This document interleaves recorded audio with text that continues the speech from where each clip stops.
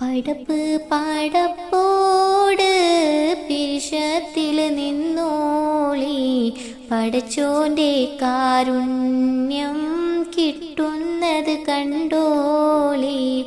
അന്യോന്യം പോരാടി പോരാടി നിൽക്കേണ്ട, പൊന്നാലെ ക്ഷേത്രങ്ങൾ പള്ളികൾ തീർക്കേണ്ട.